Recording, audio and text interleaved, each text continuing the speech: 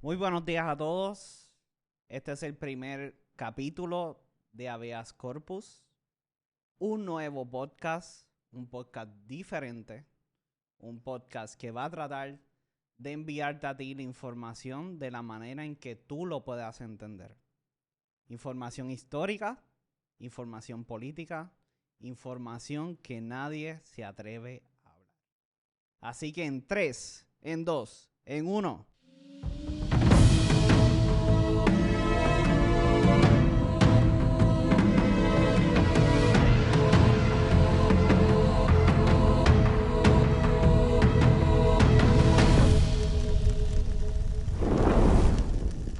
Comenzamos. Hoy tengo el honor y el privilegio de entrevistar a una persona que fue mi compañero por mucho tiempo, por muchos años, en el internado Arturo Morales Carrión, en el Departamento de Estado. ¿Te puedo decir profesor? Por bien o por mal. Ok, el profesor José Antonio Molinelli, que es economista, es negociante, bueno, de todo, puedo decir. Así que, profesor, mucho gusto y saludos para usted. Gracias, gracias. Muy honrado de estar aquí, ¿verdad? En la primera transmisión. Soy politólogo en formación, ahora con algunos que otros estudios jurídicos también, así que lo de economista lo resguardaré con tal de no insultar a otras personas que me retarían en esos campos. Pero muy honrado de estar aquí y muy agradecido por la invitación. No, muy honrado, ¿verdad? Por aceptarla, primero que nada. Por confiar, ¿verdad? En este proyecto que, pues, básicamente es principiante.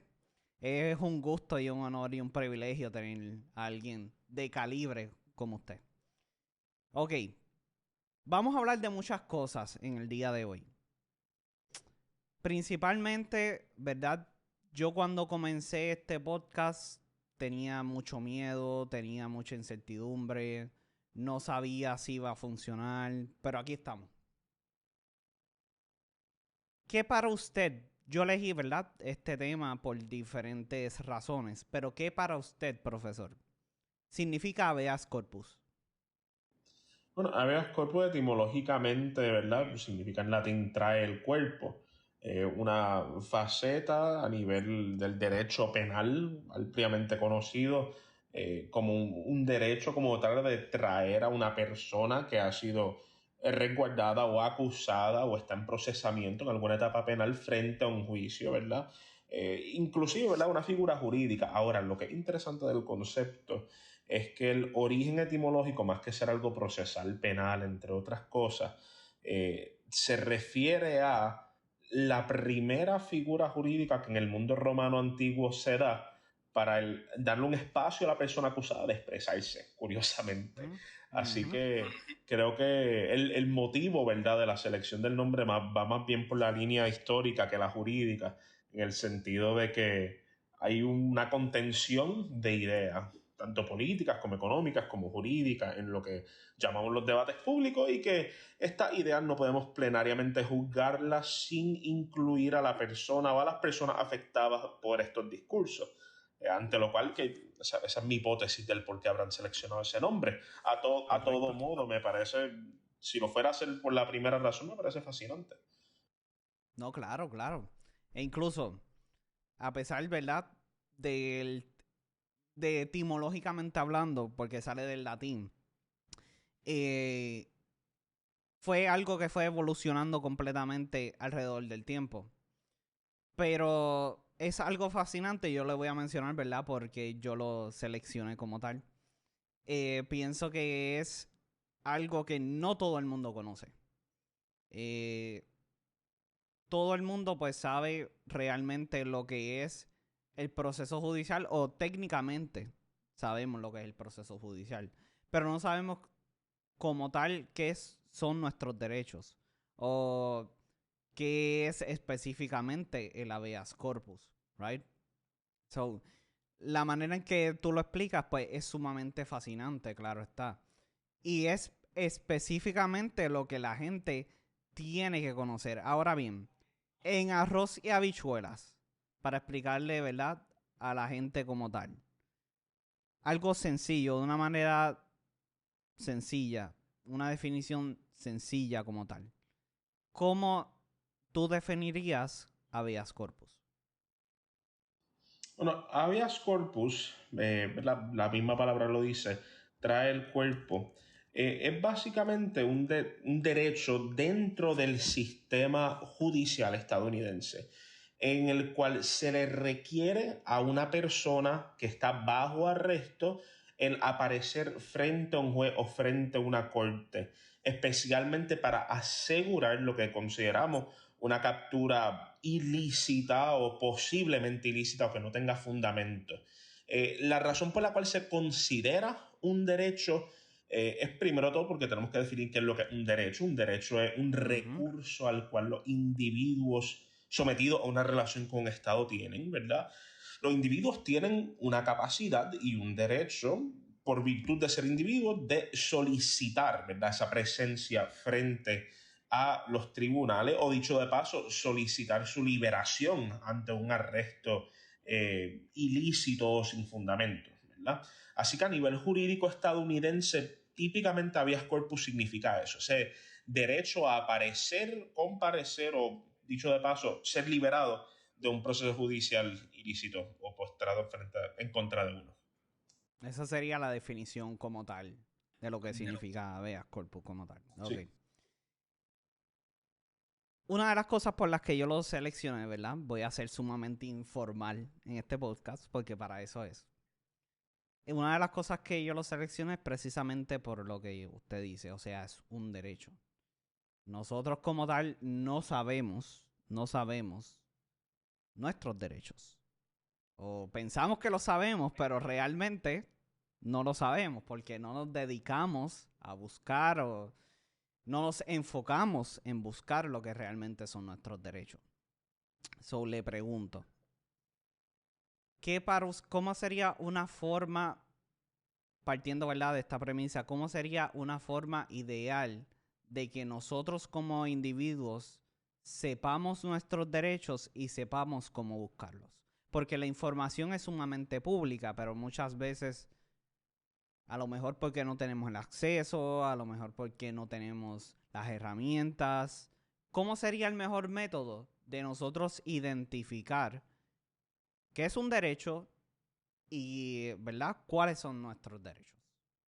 Bueno, para contextualizarnos en la relación de lo que es un derecho vis-a-vis una obligación, es muy importante que nosotros identifiquemos de dónde es que viene ese lenguaje.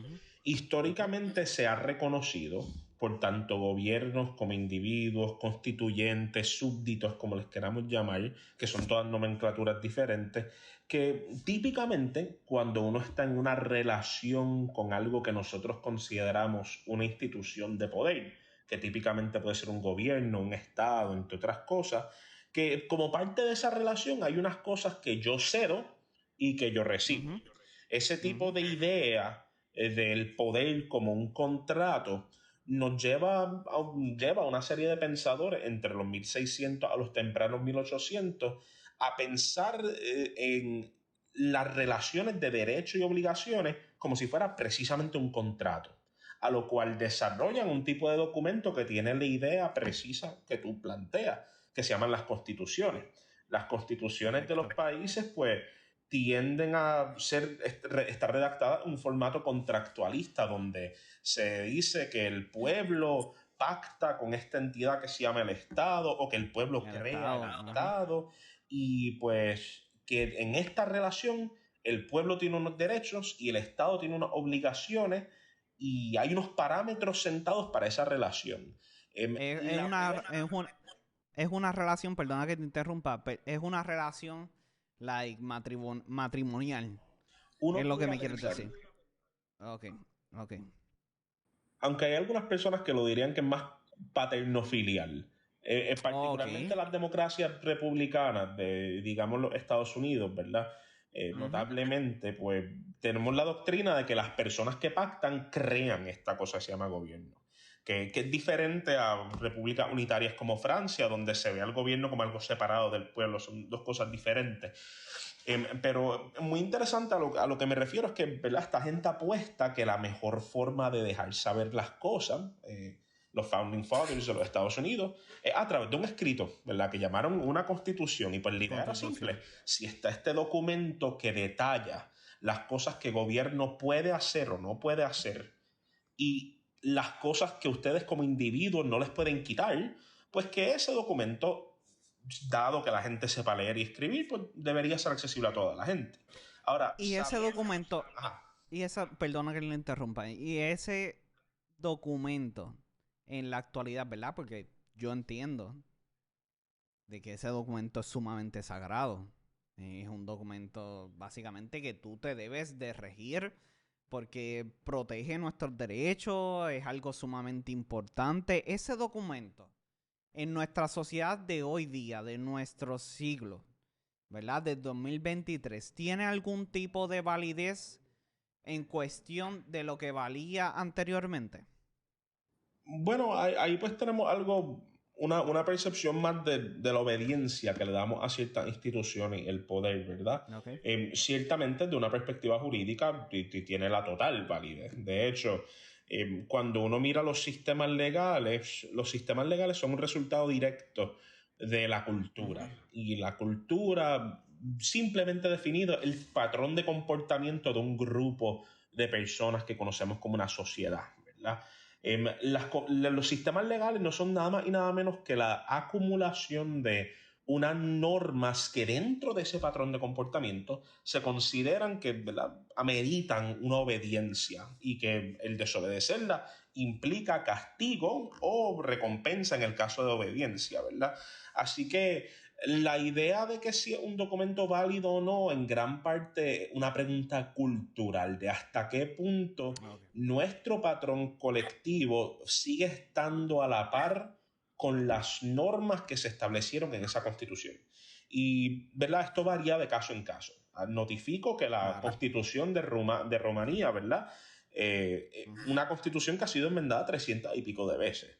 Y es una Wow. constitución que tiene pocos años desde la fundación del nuevo Estado en Rumania, ¿verdad?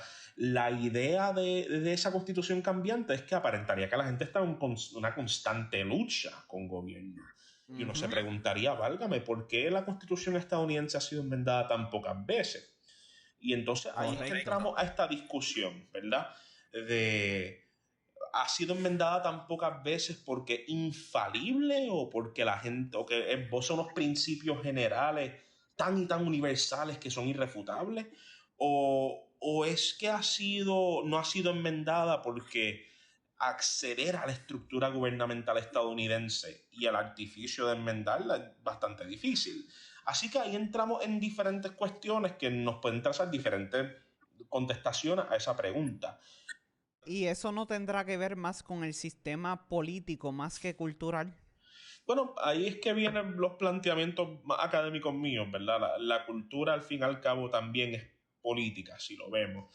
En la Ujú. definición más cruda de política, lo que tenemos es sencillamente la sistematización de las relaciones de poder entre los humanos. Eso no es nada Ok. más y nada menos que eso. El humano tiene una insistencia, al igual que otros tipos de animales, en dominar su entorno y eso incluye el entorno humano. Y el Ujú. ejercicio de dominio con el cual nosotros pactamos quiénes van a tener poder, de qué es lo que llamamos política.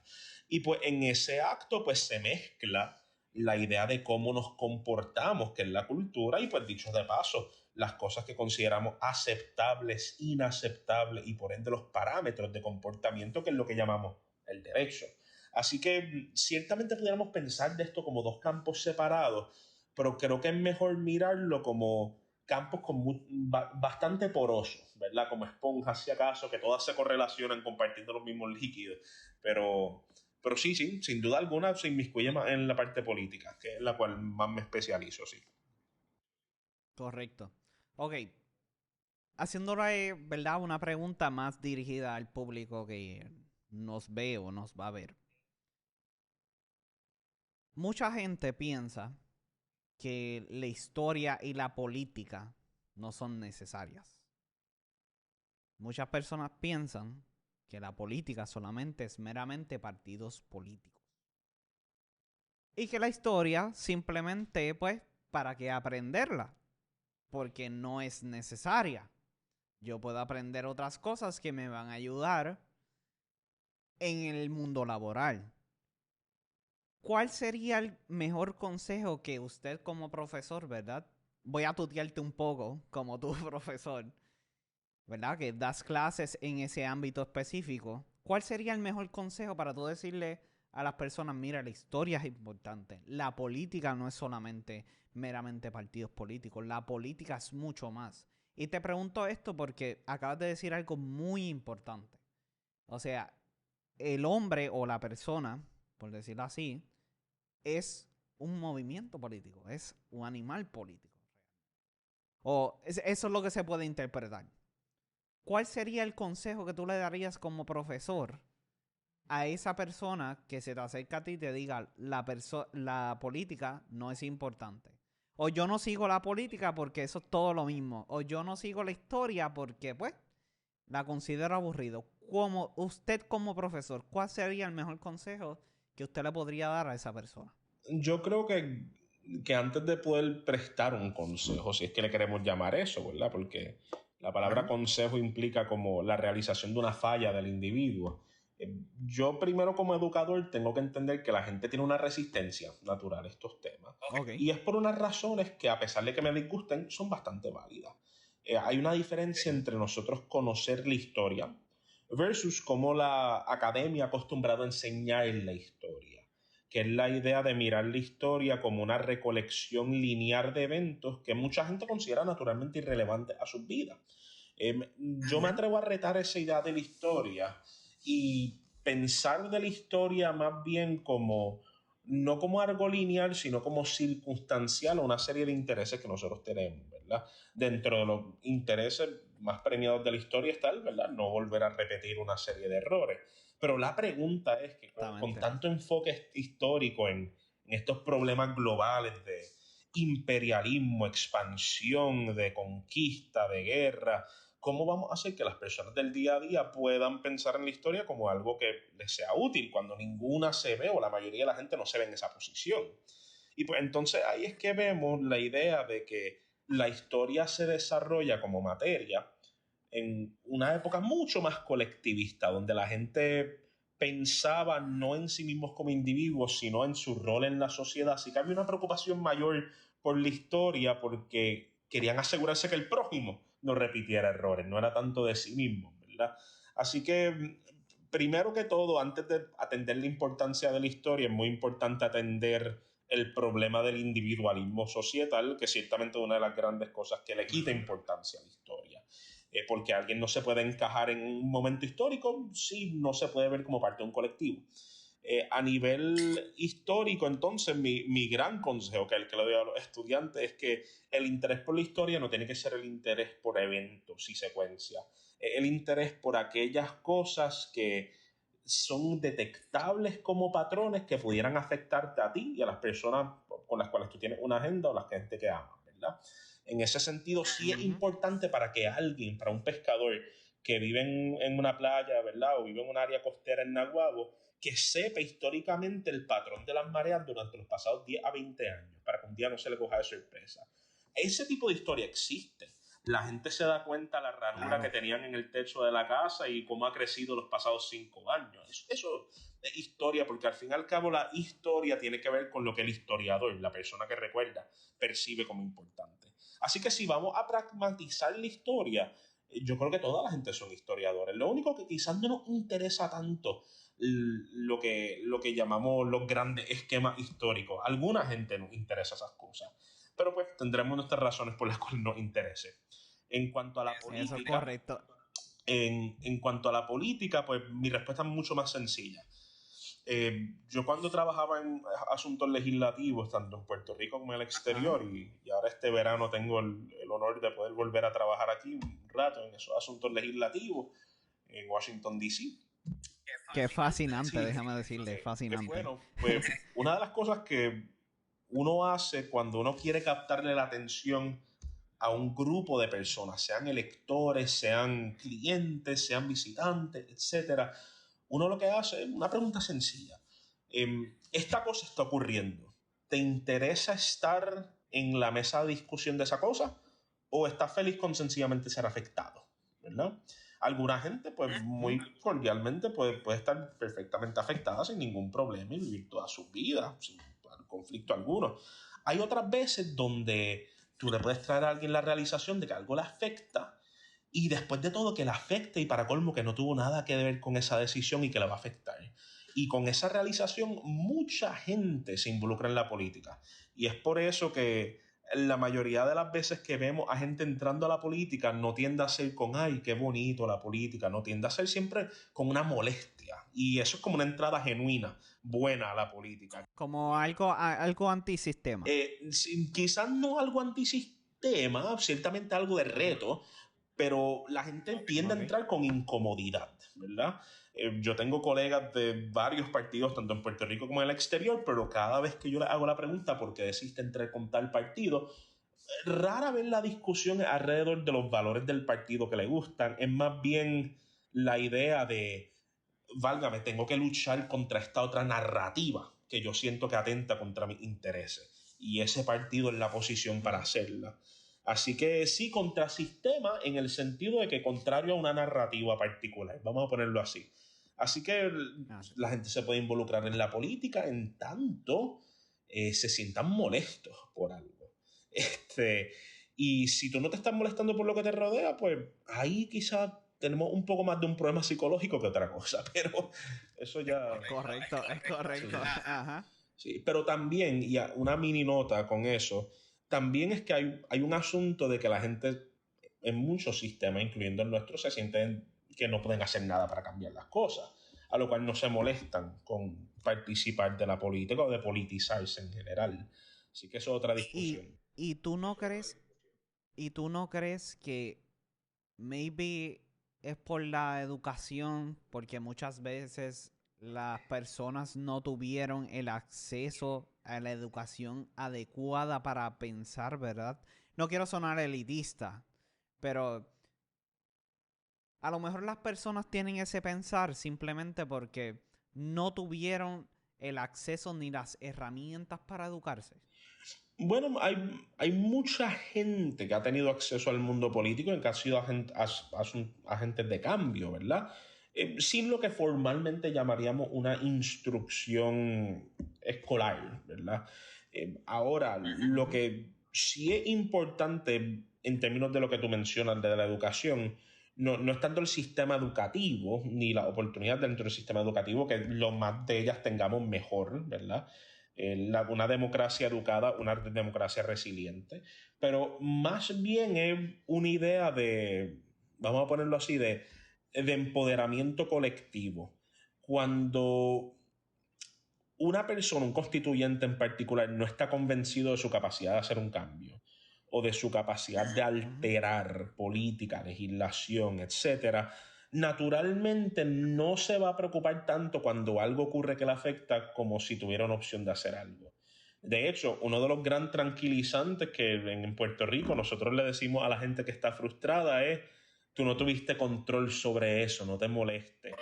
Y pues eso es algo que nosotros decimos para tranquilizarnos, válgame, ¿qué pudo haber hecho? Y yo creo que inconscientemente en muchas cosas hemos buscado traspolar esa misma lógica al mundo de la política, de bueno, más impuestos, pero bueno, ¿qué pudo haber hecho yo? Tal problema ambiental, pero ¿qué pudo haber hecho yo? Tal asunto de criminalidad, pero ¿qué pudo haber hecho yo? Y pues eso es algo que tiende a debilitar y corromper bastante los procesos democráticos, porque las democracias requieren, y mira, inclusive ni las democracias, las repúblicas en general más bien requieren de participación de los constituyentes. Y Es que mira, por ejemplo,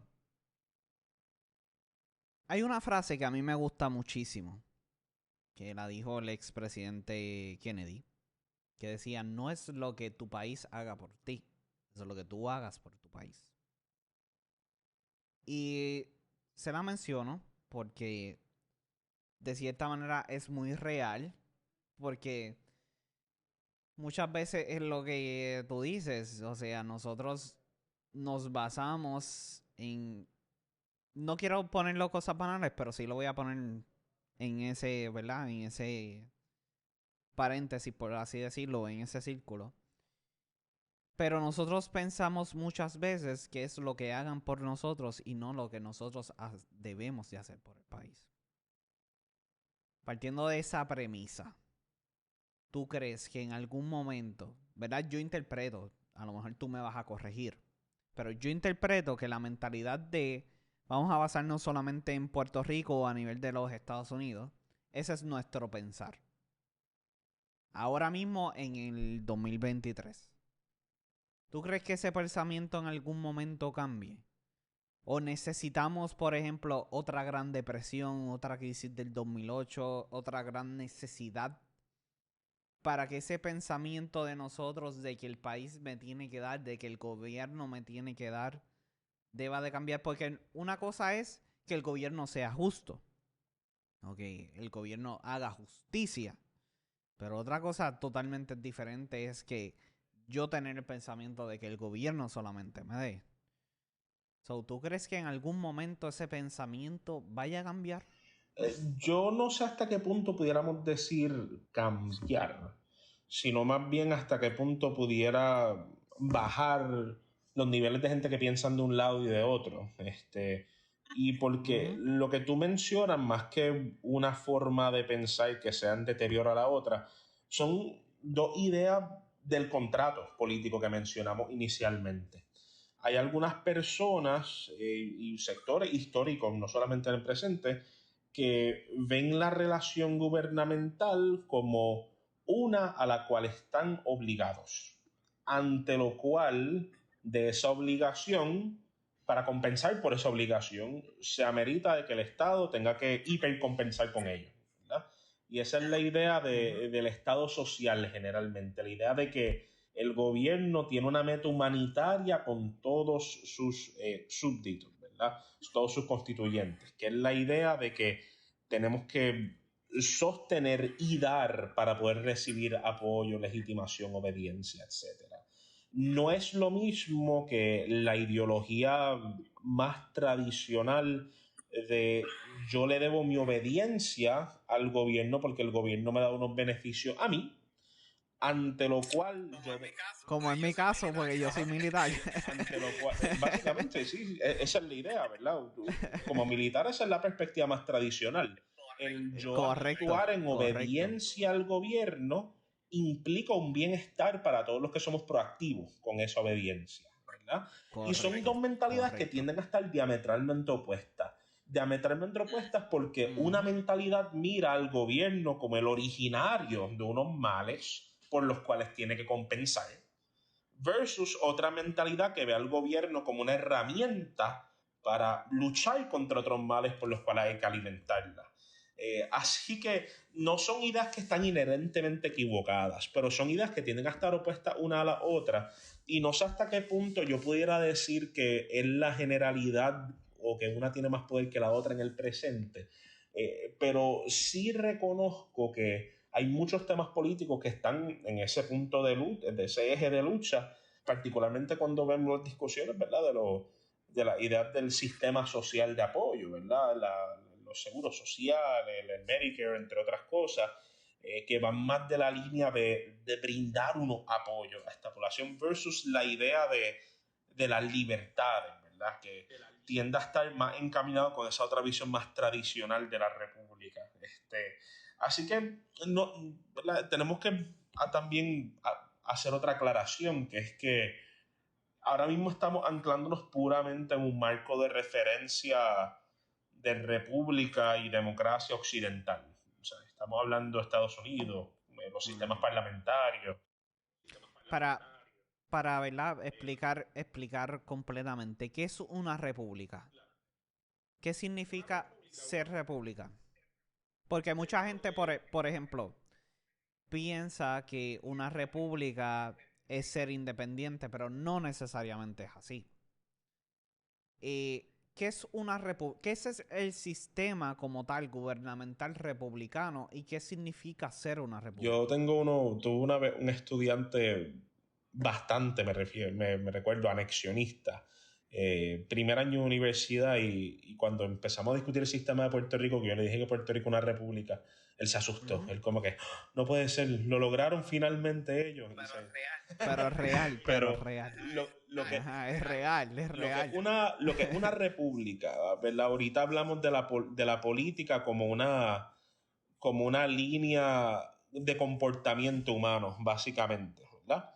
El- Dentro de todas las normativas de cómo nos debemos comportar, están las normativas de cómo vamos a ejercer poder, ante lo cual diferentes grupos humanos a lo largo de la historia han pactado con diferentes tipos de órdenes y culturas políticas, algunos pactando de que debería estar un rey al cual le brindamos obediencia y él nos subsidia la vida, otros pactando de que debería haber un sistema descentralizado, inclusive alguna gente proponiendo que no debería haber sistema en lo absoluto. La república no es nada más y nada menos que uno de esas propuestas y viene del concepto en latín rex publicum, que significa reino público, y la idea era eso, ¿verdad? Correcto. Que toda la gente era subsidiaria y beneficiaria de los productos y acciones de gobierno. Ahora, república en general es eso, que el gobierno tiene un mandato de darle beneficencia a aquellas personas que se consideran sus constituyentes. Y eso se tiende a hacer mediante inclusión, ¿verdad? Mediante incluir a las personas en las discusiones, mediante la distribución de poder. Por eso es que es natural pensar que la democracia, que otra cosa deberíamos discutir, se desarrolla dentro de las repúblicas como un método político para enterarnos qué es lo que la gente quiere y por qué es que lo quiere, ¿verdad? Y eso es algo muy importante, y perdona la interrupción, pero eso es algo muy importante porque, por ejemplo, el sistema electoral de los Estados Unidos es a través del voto no popular. Muchos interpretan que Estados Unidos, al ser una república, es permitido, ¿verdad?, elegir a un presidente a través del voto no popular. Pero muchos confrontan eso al decir de que Estados Unidos no es una democracia. Dicen, sí es una democracia, pero a la vez es una república. Es un sistema complejísimo, porque es la realidad. Es un sistema complejísimo para el que no lo ha estudiado y no ha entendido y no se ha metido de lleno como tal. Y ahí viene el choque de lo que es una democracia y lo que es una república. ¿Verdad? Hablando en general. El punto es, por ejemplo, Puerto Rico tiene un sistema republicano, ¿correcto? Correcto. ¿Qué lo hace ser un sistema republicano? Precisamente el andamiaje político que pretende dar beneficencia a los constituyentes mediante participación y distribución de poder. Esas dos cosas son muy importantes para la república. Las repúblicas, notarás que tienen una característica, que es que el poder no se centraliza en una figura, se centraliza en los constituyentes, ¿verdad? Y esa, si acaso, es la característica más apremiante de la república, y eso incluye todo desde las repúblicas más de izquierda a nivel internacional, al igual que las repúblicas más de derecha, más moderadas, etc. Así que vamos a pensar en los sistemas políticos como carros, ¿verdad? Hay una serie de modelos de carro alrededor del mundo, pero porque el carro sea bueno no significa que un psicópata no se pueda montar en el carro y estrellarlo, ¿verdad? Así que, por cuán bueno sea el carro. Así que pues, ahí es que diferenciamos entre lo que es la mecánica de gobierno y la mecánica estatal versus lo que es ya otras discusiones de liderazgo político, entre otras cosas, ¿verdad? Así que sí, ciertamente Puerto Rico pudiéramos categorizarlo como una república. Ahora, en cuanto a la discusión de Estados Unidos y Puerto Rico, sí pudiéramos decir que no son democracias, pero ciertamente son repúblicas con procesos democráticos, ¿verdad? Es como tú cogerle prestado una parte de la identidad a otro sistema político e integrarla al tuyo. No son propiamente democracias porque no hay un control ilimitado por parte de lo que llamamos el pueblo, si es que queremos hablar de ese constructo, sobre todas las decisiones de gobierno. Son propiamente repúblicas porque la distribución de poder se da mediante un tipo de participación que pudiéramos considerar democrática, pero no es necesariamente un sistema democrático. Inclusive muchos teóricos retan la existencia de democracias en el mundo. Mucha gente lo que considera es que tenemos sistemas y repúblicas alrededor del mundo que lo que tienen son procesos democráticos, que la democracia es más un proceso que un tipo de gobierno. Así que es interesante también considerar ese aspecto. Ok, ok. Partiendo, ¿verdad? De la premisa que me acabas de decir de que, ¿verdad? Hay un debate de cierta manera de lo que es democracia. Ya explicamos lo que es república. La democracia en sí, porque mucha gente piensa que la democracia completamente es ser libre, pero no se basa en lo que representa el sistema gubernamental en su totalidad. ¿De dónde proviene la democracia? Ya explicamos qué es, ¿verdad? Ya tú explicaste qué es una república. ¿De dónde viene la democracia como tal? ¿En qué se diferencia ser una república y ser una democracia? Porque, por ejemplo, aquí en Puerto Rico, ¿verdad? Teniendo nuestro sistema, ¿verdad? Bajo el yugo de otra nación, pensamos que somos libres. Bajo ese pensamiento, ¿qué significa ser una democracia? Porque no necesariamente tú por votar por una persona eres tienes democracia. No sé si me explico. No por ir a las urnas tú tienes democracia.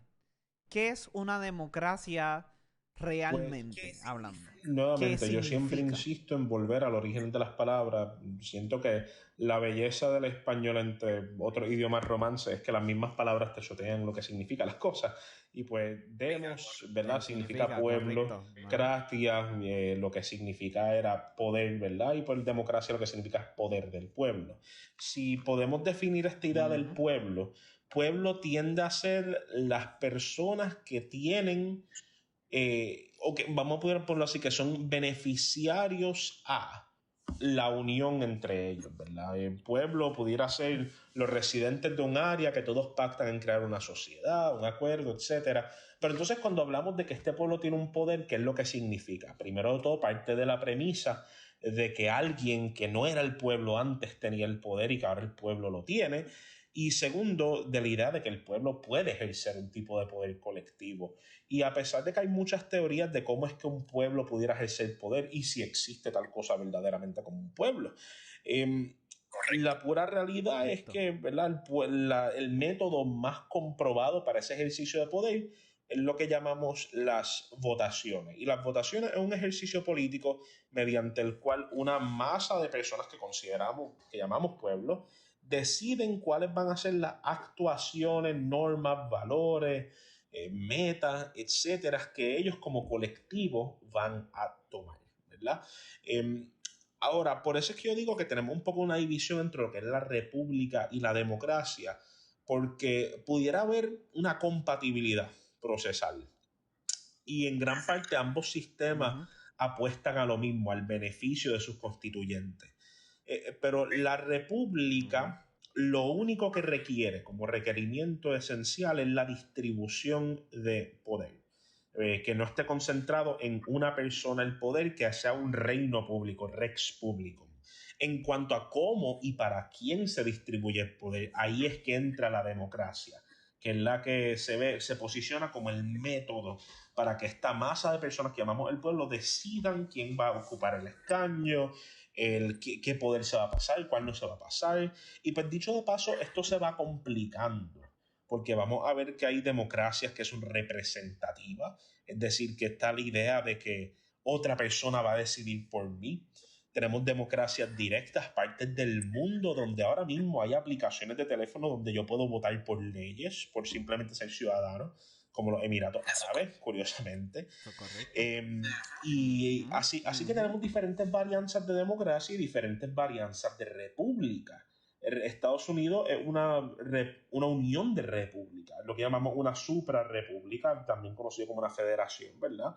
Donde tenemos un sistema federal que lo que apuesta es al beneficio de los estados y unos estados que lo que apuestan es al beneficio de sus constituyentes.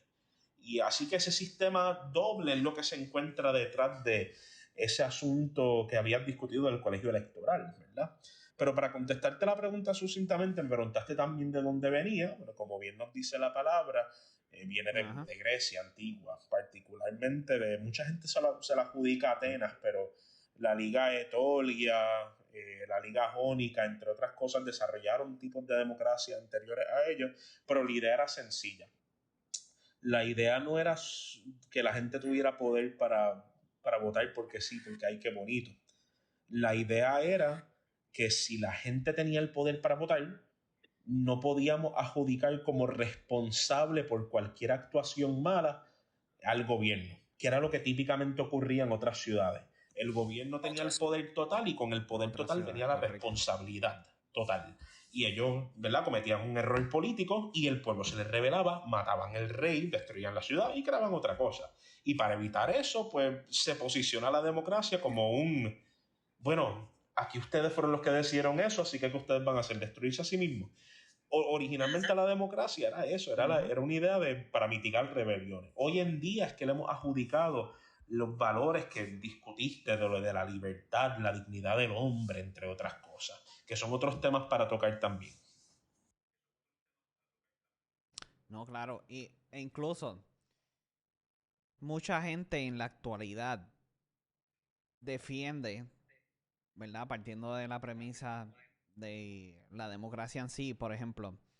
Cuando se originó la democracia, que muchos la adjudican, como tú bien dijiste, a Atenas, la democracia no era para todo el mundo. Era para cierto tipo de personas. O sea, no era que el pueblo, los plebeyos podían ir a votar por alguien. Era ciertamente para un círculo de personas que pues podían decidir, ¿verdad? Por la persona que lo iba a representar o por lo que fuera, lo que se fuera a decir, la decisión que se iba a tomar.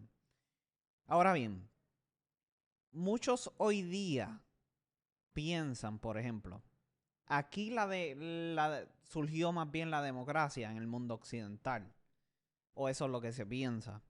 En el mundo oriental se piensa de que no fluyó la democracia como tal. Y te diría que no tan solo en el mundo oriental, porque en Europa, por ejemplo, todavía hay monarquías. Ya representan un símbolo y todo, o eso es lo que se dice, pero no dieron el paso más allá, ¿verdad? Partiendo de ese pensamiento, no dieron más el paso más allá de evolucionar y salir de la monarquía como tal. ¿Tú crees que de cierta manera es más nostalgia de las personas por lo antiguo o por el miedo a salir de, ¿verdad?, de lo que son, de lo que representan, de la cultura? Por ejemplo, la monarquía británica. La monarquía británica, de cierta manera, por mucho tiempo antes de convertirse en una monarquía parlamentaria, fue una monarquía totalitaria. ¿Por qué tú crees que hay ese miedo a las personas a decir, yo me siento libre, yo soy libre, pero bajo el sistema político realmente no lo soy? ¿Por qué tú crees que hay ese miedo de dar ese paso, de dar ese cambio, de evolucionar y atacar a otros que a lo mejor sí son democracias reales, que sí tienen libertad real, pero pues prefiero decirle dictadura, prefiero decir que ellos no tienen libertad, Bueno, pero... en el caso de Inglaterra más cercano, ¿verdad? Yo hice mis estudios graduados allá y me hice muchas veces esa pregunta y recibí muchas respuestas, ¿verdad? El área donde viví en Inglaterra, pues, era un área mucho más responsiva al partido trabajador de ellos, que hoy le llaman el Labour Party, que tiende a ser el partido liberal progresista, ¿verdad? El partido propiamente social progresista, vamos a ponerlo así, pues liberal es otra cosa.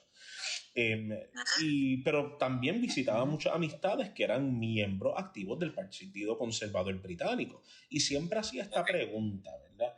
Ok. Y muchos de ellos me daban una respuesta dramática, algunos de ellos pues por la nostalgia, la cultura, algunos de ellos el turismo, entre otras cosas, pero sí hay algo que yo noté en los periodos electorales. Y lo he notado también en otras monarquías en Europa, al igual que en monarquía en el Medio Oriente y en el sudeste asiático, que es que frente a un sistema parlamentario, que el establecimiento, que el que aboga por las medidas más corporativistas, los impuestos, entre otras cosas, las monarquías se han logrado insertar como los centros de intervención populista en estos países. Y eso es algo bien interesante de Ok. las monarquías, porque cuando viene el Parlamento de Bélgica, el de Holanda, el de Liechtenstein, el de Luxemburgo, a proponer que se suba un impuesto, por ejemplo, ahí de la nada pues interviene el monarca y dice no se va a subir el impuesto. A lo cual la gente lo ve a él como, lo ven a ellos, ¿verdad? Como unos interventores populistas. Y eso es bien interesante porque es contraintuitivo pensar que entonces el establecimiento sea la rama republicana democrática de gobierno, los parlamentos, y que la faceta de mayor deliberación Correcto. populista, los perdones o los criminales acusados injustamente, los vetos a las leyes de impuestos, los proyectos de cultura, arte, todo eso viene de las monarquías. Así que no necesariamente lo digo como una apología a las monarquías. A mí no me gusta la idea de un sistema donde alguien tenga una capacidad de hacer estas cosas, pero ciertamente las monarquías en Europa y en el Medio Oriente se han posicionado muy estratégicamente de esa forma. Han notado los descontentos que la gente tiene con el proceso tradicional legislativo, parlamentario o republicano o unitario, y se han posicionado como los interventores populistas. Otra cosa que también añade a esta discusión es que las monarquías desde toda su historia han sido un sistema paternalista de gobierno. ¿Y a qué me refiero con paternalista de gobierno? Típicamente hablamos de las monarquías absolutas, pero las monarquías absolutas europeas duraron menos de 100 años en su periodo macro de tiempo. Esa es la gran cosa. Correcto. Antes de eso estaba la idea de que las Correcto. monarquías Ujú. respondían a los intereses de una nobleza, a los intereses de unos súbditos, les llamaban, ¿verdad? Porque sabían la realidad que si no lo hacían, los destronaban, los erradicaban. Inclusive había una figura que se llamaba el Papa, que estaba encargado de sacar a la monarca, entre otras cosas. El imperio bizantino fue notable por eso. Un monarca no hacía su trabajo y a las 2 semanas era ejecutado, ¿verdad?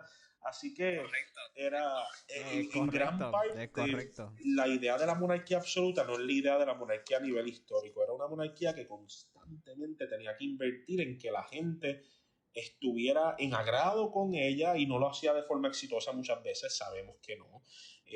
Pero que es interesante notar que se ha desarrollado como un sistema paternalista de gobierno, se ha posicionado como un proveedor, como una, y pues la gente en estos países, Alguien que sí, como brinda la gente en estos seguridad. países que apoyan a las monarquías tienden a verla así como interventor ante el establecimiento que son los parlamentos y segundo, como una figura paternal. Por eso en Inglaterra le llaman the Queen Mother a la reina, porque es como una mamá, ¿verdad? Y así que una discusión interesante que yo creo que va más bien por las líneas de por qué la gente escoge ejercer la política y el poder de unas maneras particulares. Y por cuán raras sean las formas políticas de ¿Y otra tú no crees que gente, eso la pura realidad es que si toda la gente está en el mismo bote de cómo es que debería correr la cosa, pues en teoría funcionaría. correcto? ¿Y tú no crees que eso es más bien algo cultural? Porque, por ejemplo, bueno, no puedo basarme o no puedo minimizar algo que es cultural porque, por ejemplo, todo el mundo vio el funeral o todo el mundo ve las bodas reales o todo el mundo ve la coronación del príncipe Carlos, por ejemplo. ¿Por qué ha trascendido tanto a nivel mundial, por ejemplo, la monarquía británica? ¿Por qué ha trascendido tanto? Algo que básicamente, de cierta manera, nos reprime porque es un símbolo de represión. Porque es un símbolo básicamente de algo absoluto, de que nosotros no tenemos Es ningún tipo de contrario derecho sobre a los ellos. sistemas de valores a los cuales estamos acostumbrados, ciertamente, de lo que llamamos la república. Y es bastante incompatible con ellos, dicho de paso, pero ahí es que nuevamente volvemos a la pregunta, ¿verdad? De en qué tipo de carro te quieres montar, ¿verdad? O hasta qué punto, en qué tipo de sistema prefieres vivir. En el caso de la monarquía británica, pues está ese factor, pero a nivel mediático, la razón por la cual hay una gran glorificación por ella, o, y dicho de paso, una gran condena también, que al igual que hay una gran glorificación, hay una gran condena a la monarquía británica en muchas partes del mundo, inclusive en el mismo Reino Unido, particularmente por parte de los escoceses. Ahora, en el caso de por qué hay una veneración tan amplia, pues sin duda alguna los vestigios del imperialismo británico. El imperio británico, en términos de posesión de tierras, fue el imperio más grande de la historia humana. Gracias a eso Y pues Gracias a sí, la eso, razón el por la inglés, el cual, de idioma hecho, la universal. coronación Ajá. de la reina fallecida, la reina Isabela, cuando fue coronada a principios de los 50, eso pues se vio en todas las partes del mundo, porque es que todas las partes del mundo en un momento dado casi fueron colonia británica, salvo curiosamente Etiopía, entre Exactamente. otros lugares, pero Exactamente. y entre muchos otros países, pero Ujú. se transmitió en India, la misma vez que se transmitió en Sudáfrica, la misma vez que se transmitió en Egipto, la misma vez que se transmitió En ¿sabes? En las Australia, sí. Bahamas, la misma vez que se transmitió en el Pacífico, en Hong Kong, etcétera. Así que el afán por el seguir la monarquía británica en gran parte es un resultado de la misma monarquía británica, ¿verdad? Imponer la idea de la grandiosidad cultural de ellos, ¿verdad? Ahora, la pregunta más bien es por qué persistimos con eso, inclusive no siendo parte de ese sistema. Y pues sí, yo siento que hay un atractivo, sin duda alguna, cultural a la estética y el poder y eso que emanan, pero al igual hay muchas condenas que tampoco deberían ser ignoradas, ¿verdad? Por parte de mucha gente. Y la pregunta más bien que debería seguir es por qué el sistema sobrevive con tanta condena, y ahí es que volvimos en círculo a lo que yo te dije, de que en tanto la monarquía se siga posicionando como un interventor ante las decisiones pro establecimiento de los parlamentos y la república, y que se siga posicionando como el tenedor principal de la cultura y de los valores, como esas cosas, pues va a sobrevivir. Y por eso mucha gente tiene temor con el nuevo rey de Inglaterra, porque después de 70 y pico de años de gobernanza de la pasada persona, quizás no lo visualizaban a él como el bastión predilecto, pero pues, repito, a cada persona con su sistema. Ujú. Es correcto. Ok, voy a hacer un cambio un poquito drástico. Drástico, perdón. En la actualidad hay mucha información, ¿verdad? Nosotros tenemos mucho acceso a la información de una forma temeraria, porque es la verdad. Muchas veces damos por hecho lo que dice o lo que otorga, la información que otorga el Internet. Las conspiraciones, ¿tú piensas que son reales o pueden ser tergiversadas? Bueno, me pone una pregunta complicada porque por una parte me la viciaste con la discusión del Internet, que es una discusión masiva, pero también tenemos una pregunta predilectamente epistemológica en su esencia, es decir, el estudio del conocimiento. Toda información puede ser viciada, hasta la más racionalmente válida.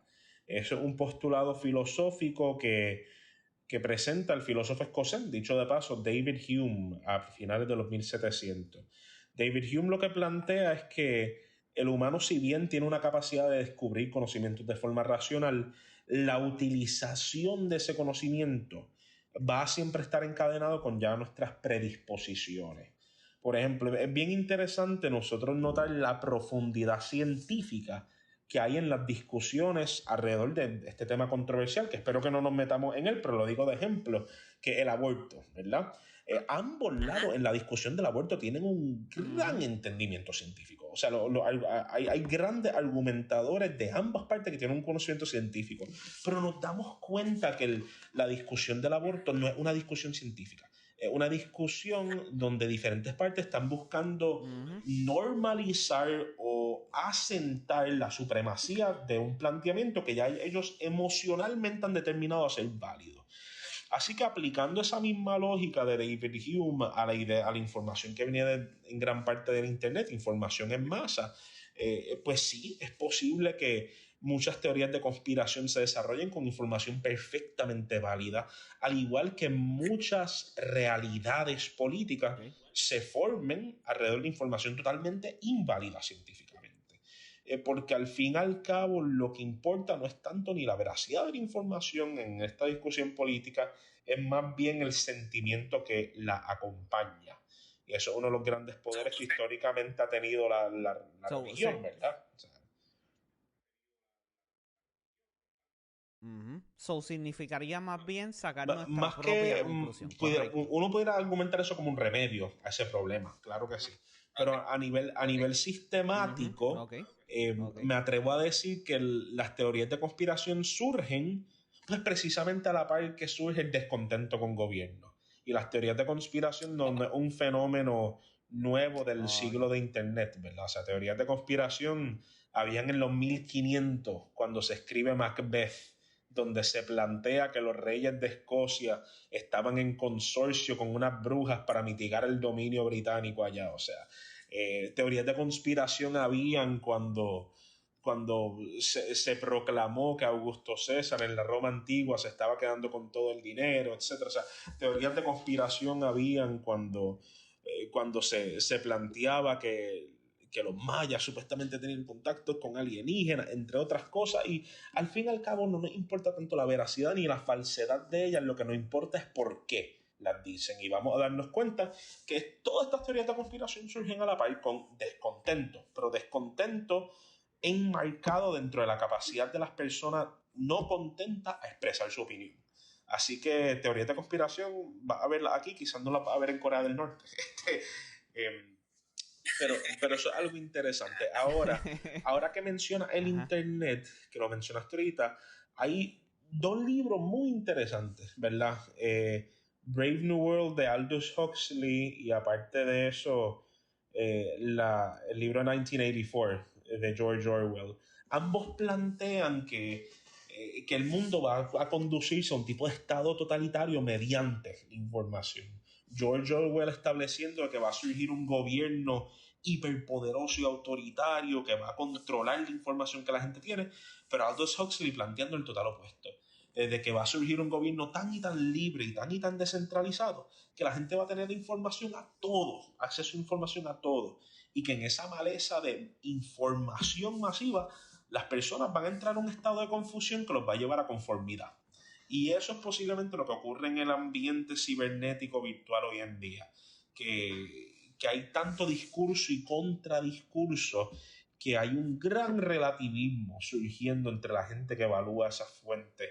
Y eso es un gran problema que uno ve en la academia, ¿verdad? La gente acertando constantemente de que no hay verdades absolutas, de que no hay cosas objetivas. Y eso es parte de un movimiento social de pensamiento que se llama el posmodernismo, ¿verdad? Y no lo digo en condena ni nada, pero digo que una corriente ideológica y cultural, dicho de paso, que se ha formado y se ha desenvolvido en todas estas cosas, ¿verdad? Y tiene sus beneficios, tiene unos grandes beneficios. Nosotros retar estas instituciones y mirar los relativismos nos ha ayudado a incluir a personas, a no solamente pensar desde nuestra perspectiva, pero también ha creado un gran problema en el sentido de que si no hay verdades absolutas, no hay valores absolutos y por ende no hay parámetros de comportamiento válidos. Así que tiene sus beneficios y sus problemas, al igual que toda corriente de pensamiento social filosófico. So, y para cerrar, por último, tú como profesor y como individuo, ¿piensas que mucho mejor ser libre o estar seguro? Después de todo, ¿verdad? Lo que hemos hablado el día de hoy. ¿Piensas que, ¿verdad? Porque nosotros como individuos queremos que alguien nos proteja. Como tú dijiste, la relación paterno-filial. ¿Piensas que es mejor Yo estar personalmente seguro me o adhiero más a la seguro? discusión de la libertad. En eso yo admito un poco más mi inclinación, pero no lo Ok. hago con tal de mirar la libertad como un valor eh, digno de por sí, sino más bien miro la libertad como algo práctico. La Ok. libertad es la capacidad de maniobrar, identificar Ok. opciones y poder operar dentro de ellas, ¿verdad? Y eso yo siento que es una característica esencial para la seguridad. Porque lo que vamos a ver en el mundo de la discusión de seguridad es que una situación que llamamos una crisis o un asunto de seguridad nacional tiende a ser un asunto que, al igual que en un tablero de ajedrez, fuerza a la otra persona a jugar con una sola opción o dos opciones o enfrentar un dilema. Y eso dentro de las tácticas militares quizás lo conocerás también, ¿verdad? Sin duda alguna. La idea de que es mejor enfrentarte problemas y saber cómo Ujú. resolverlos versus Correcto. dilemas, que esos son los problemas genuinos, estratégicos. Así que yo siento que, dado que la libertad engendra seguridad y que la seguridad lo que pretende evitar es la falta de libertad, pues yo siento que sería redundante yo apostar a la seguridad solamente. Así que ciertamente desde un principio libertad, y yo siento que a toda libertad le sigue seguridad. Ok. Bueno, esto ha sido Habeas Corpus. Con esto, ¿verdad? Cerramos. Ha sido un gran placer entrevistar a una eminencia que conocí hace mucho tiempo. El profesor José Antonio Molinelli. Ha sido un gran honor, un gran placer, ¿verdad? Después de tantos años volverte a ver y tener el placer de entrevistarte. Así que, ¿verdad? Espero que en futuros capítulos nos acompañes. Ha sido un gran honor y una gran honra tenerte en nuestro primer capítulo. Así que esperamos, ¿verdad? Que volverte a tener aquí en próximos capítulos también. Así que nada, ha sido un gran honor. No sé si quieras Bueno, decir algo bastante antes de honrado de que cerrar. me hayan invitado. Yo sé que tocamos un montón de temas, pero a la orden del show Habeas Corpus, lo que sea que ustedes necesiten, y más que honrado nuevamente, como tú dijiste, hago eco de esas palabras de volver a encontrarme con un colega y un amigo al cual también le tengo mucha admiración por su trayectoria y al cual estoy agradecido por su servicio nacional también. Así que No, gracias, gracias. No, y vamos a seguir. Tenemos muchos temas pendientes todavía. Pero ha sido un gran placer, de verdad que sí. Así que nada, gracias por estar aquí. Te lo agradecemos mucho en nombre de Alveas Corpus. Así que gracias por estar aquí nuevamente. Esto ha sido Alveas Corpus.